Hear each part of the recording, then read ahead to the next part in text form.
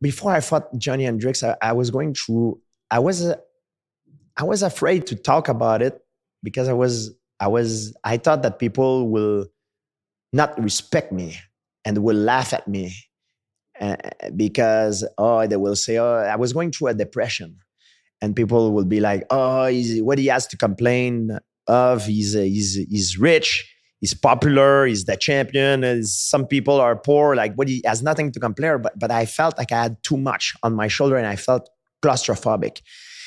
I felt like I couldn't breathe. I had a hard time sleeping at night. I was going crazy. And I was on top of that, fighting against performance and enhancing drug in the sport. And I felt like the UFC at the time did not have my back.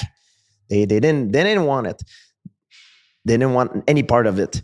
And my goal doing like testing, you mean? Yeah, the testing, yes. So you're fighting guys on PEDs? Oh God, like I can't say it's wrong for me to accuse someone because I don't have the evidence. But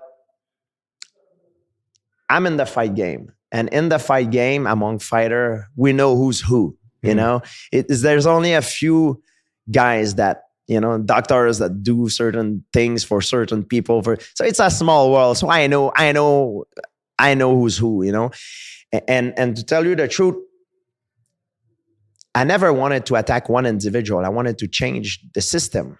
And I wanted to change the system. I wanted to do it not to hurt the UFC. That was not my goal. I wanted to elevate the UFC, elevate the sport, because it's the outcome of a win or lose are very dramatic in our sport. It could influence the life of an individual. It could be very bad. So this is one of the reasons why the athlete should be clean. You know, it's not like baseball or you lose a game of basketball, you lose and it sucks, but you lose a fight, man, you can die out there.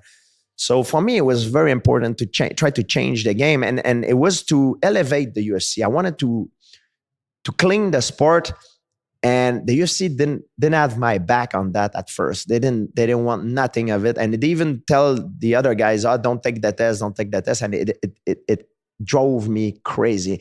And at the time, if I would have if I could go back, I would have hold my stand. I would say, "Oh yeah, you don't want to do the test? I'm out." I would have even retired before.